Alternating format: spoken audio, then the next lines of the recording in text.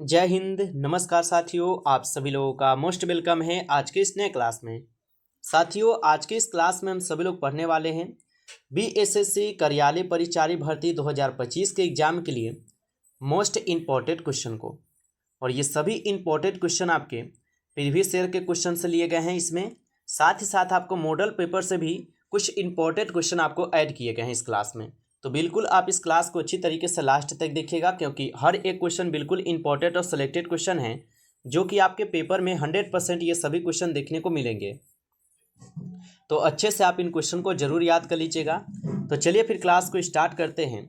उनसे पहले यदि आप इस चैनल पर पहली बार जुड़े हैं साथियों, तो आप इस चैनल को सब्सक्राइब कर लीजिए और सब्सक्राइब करके आप जो है ऑल नोटिफिकेशन को जरूर ऑल पे दबा लीजिए, ताकि जब भी क्लास स्टार्ट हो सबसे पहले क्लास का नोटिफिकेशन आपके पास पहुंच सके। तो आप इस चैनल को भी सब्सक्राइब कर लीजिएगा और सब्सक्राइब करके आप इस क्लास को जो है लाइक नहीं किए हैं तो क्लास को लाइक जरूर आप कर लीजिएगा। तो चलिए क्लास को स्टार्ट करते हैं और देखिएगा यहाँ पे क्वेश्चन क्या दिया गया है। क्वेश्चन दिए गए हैं कि अंतर्राष्ट्रीय महिला दिवस जो है ना कब मनाया जाता है। चलिए सभी लोग आंसर लगाइएगा। अंतर्राष्ट्रीय महिला दिवस जो है ना कब मनाया जाता है। तो अंतर्राष्ट्रीय महिला दिवस मनाई जाती है 8 मार्च को। ऑप्शन यहाँ पे आपका बी जो है इस क्वेश्चन का सही जवाब है। 8 मार्च को मनाई जाती है, याद रखिएगा। अगला प्रश्न आता है, किसने कहा लोकतंत्र जनता का और जनता के लिए जनता द्वारा शासन है। चलिए सभी लोग लगाइएगा। हर एक क्वेश्चन बिल्कुल इंपॉर्टेंट और सिलेक्टेड क्वेश्चन है जो आपके पेपर में 100% देखने को मिलेंगे। अच्छे से इनको याद कर लीजिएगा आप लोग। तो किसने कहा लोकतंत्र जनता का, जनता के लिए जनता द्वारा शासन है। तो ये कहे गए थे आपके अब्राहम लिंकन के द्वारा। ऑप्शन ए आपका यहाँ पे इस क्वेश्चन का सही जवाब होगा।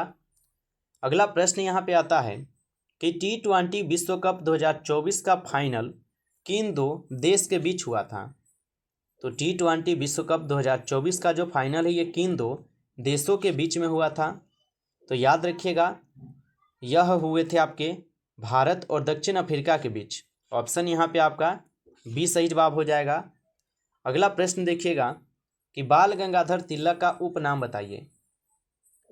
तो बाल गंगाधर तिलक का जो उपनाम है क्या हो जाएगा।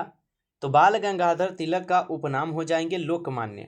ऑप्शन यहाँ पे आपका सी इस क्वेश्चन का सही जवाब है, लोकमान्य हो जाएंगे। आप सभी लोग अच्छे से इनको याद रखिएगा। अगला प्रश्न यहाँ पे आता है कि रेडियम की खोज किसने की थी। तो रेडियम की खोज किसने की थी। तो याद रखिएगा, रेडियम की खोज की गई थी किसके द्वारा। ये की गई थी मैडम क्यूरी के द्वारा।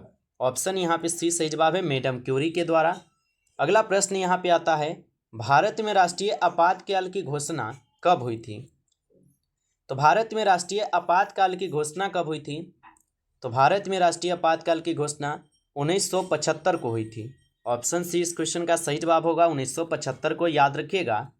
अगला प्रश्न यहाँ पे आता है, हर घर तिरंगा का प्राथमिक उद्देश्य क्या है।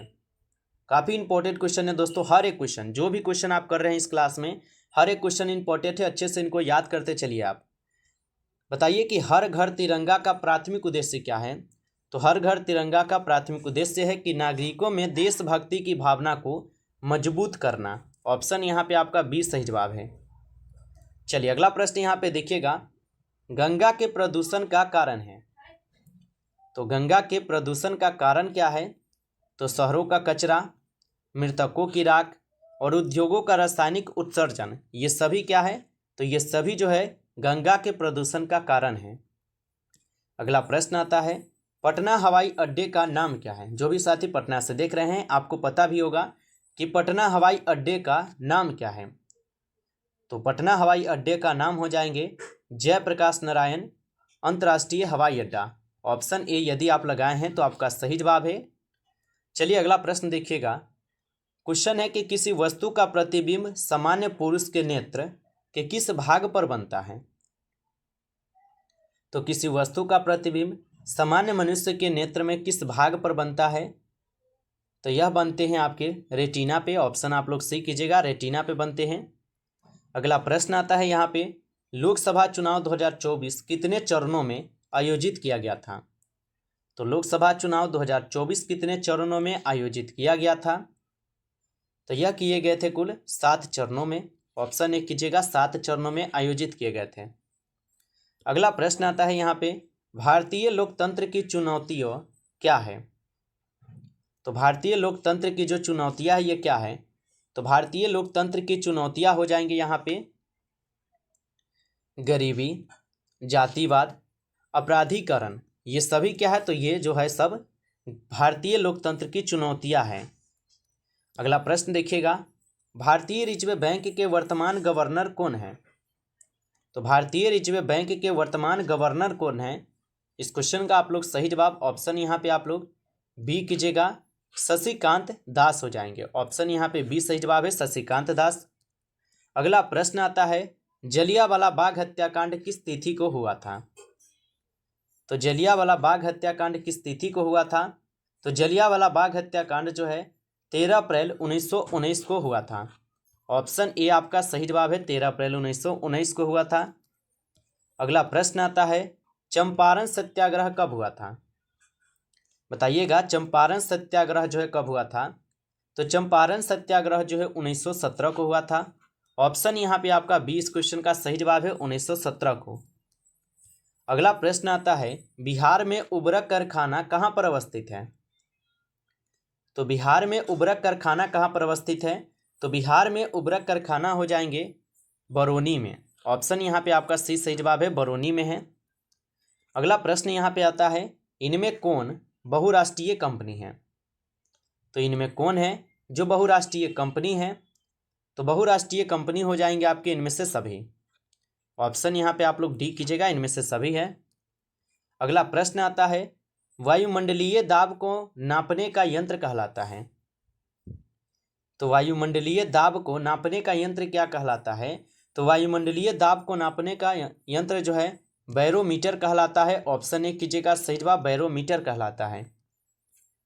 अगला प्रश्न आता है, नर्मदा बचाओ आंदोलन के नेता कौन थे? तो नर्मदा बचाओ आंदोलन के जो नेता थे ये बाबा आमटे थे। ऑप्शन यहाँ पे आप लोग भी कीजिएगा, बाबा आमटे। अगला प्रश्न आता है, 1 मई को कौन सा दिवस जो है ना मनाया जाता है?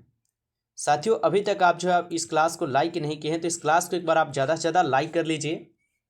और चैनल पे पहली बार यदि आप जुड़े हैं तो आप इस चैनल को सब्सक्राइब करके ऑल नोटिफिकेशन को आप ऑल पे दबा लीजिए, जिससे कि जब भी क्लास स्टार्ट हो सबसे पहले क्लास का नोटिफिकेशन आपके पास पहुंच सके। तो साथियों, आप इस चैनल पे पहली बार जुड़े हैं तो आप इस चैनल को सब्सक्राइब कर लीजिए और सब्सक्राइब करके आप जो है हमें पीडीएफ के लिए बताएंगे कमेंट में, ठीक है। यदि आपको रिवीजन के लिए पीडीएफ चाहिए तो आप हमें कमेंट में जरूर बताएंगे, ताकि आपको बिल्कुल फ्री ऑफ कॉस्ट जो है पीडीएफ रिवीजन के लिए आपको प्रोवाइड किए जा सके। तो ज़रूर बताइएगा आप सभी लोग। बताइए कि 1 मई को कौन सा दिवस मनाया जाता है? तो यहाँ पे आप सभी लोग का सही जवाब क्या रहेंगे? ऑप्शन यहाँ पे यदि आप सी लगाए हैं तो सही जवाब है, मजदूर दिवस मनाते हैं। अगला प्रश्न देखिएगा, ओलंपिक 2024 में निम्न में से किस खेल विधा में भारत को कांस्य पदक नहीं मिला है?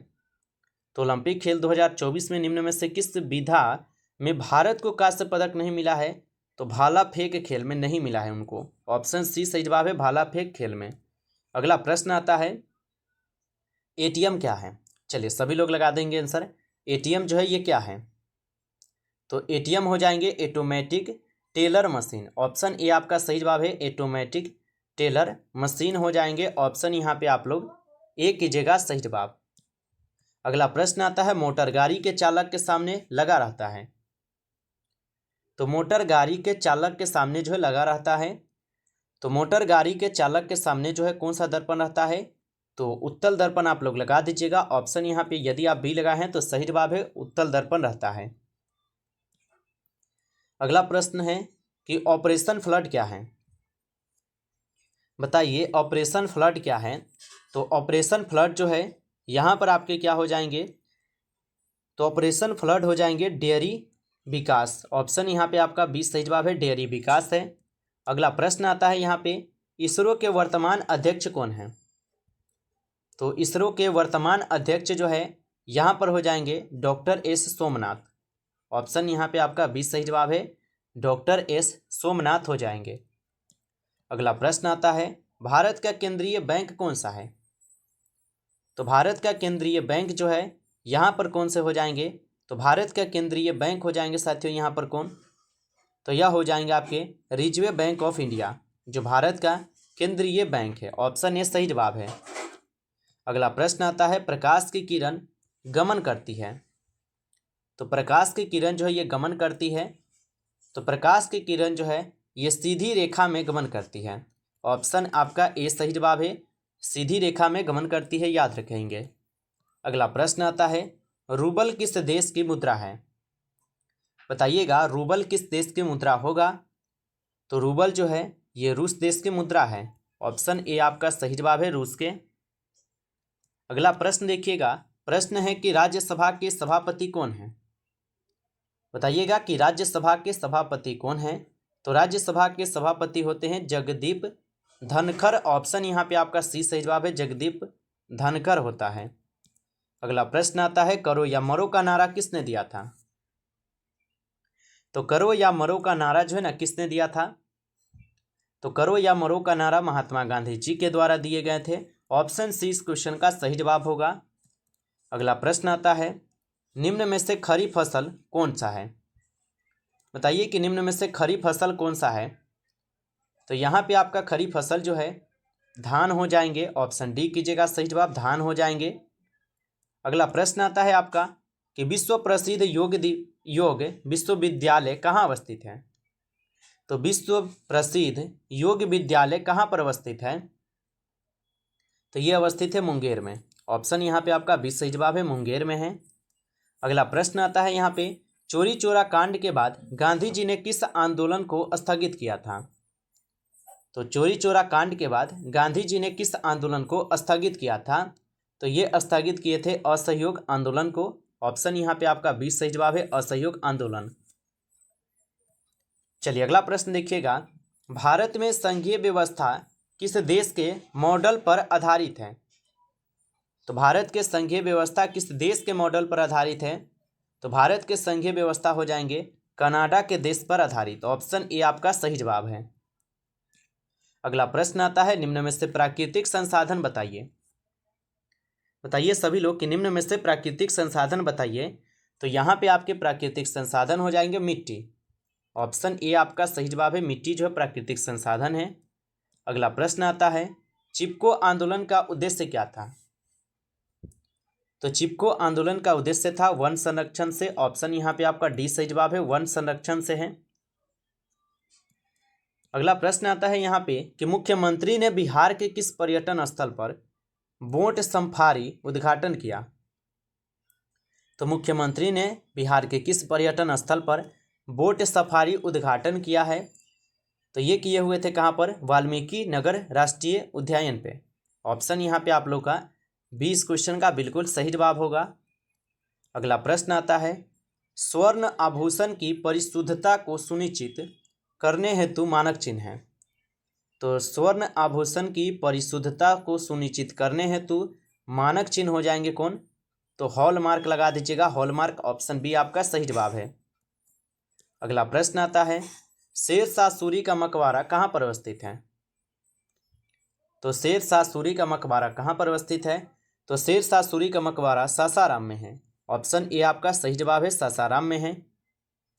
नमस्कार साथियों, आज की इस क्लास में जो है कुल आपके 31 नंबर क्वेश्चन से लेकर 70 तक क्वेश्चन थे, जो काफ़ी इंपॉर्टेंट और सेलेक्टेड क्वेश्चन लिए गए थे ये सभी क्वेश्चन। तो साथियों यदि आपको क्लास अच्छा लगा है तो आप इस क्लास को जो है लाइक कर लीजिएगा। चैनल पे पहली बार यदि आप जुड़े हैं तो आप इस चैनल को सब्सक्राइब करके ऑल नोटिफिकेशन को आप जरूर ऑल पे दबा लीजिए, ताकि जब भी क्लास स्टार्ट हो सबसे पहले क्लास का नोटिफिकेशन आपके पास पहुंच सके। तो आप इस चैनल को सब्सक्राइब कर लीजिएगा। और पीडीएफ के लिए आप लोग हमें कमेंट में जो बताइएगा, ताकि आप लोग को पीडीएफ जो है मिल सके।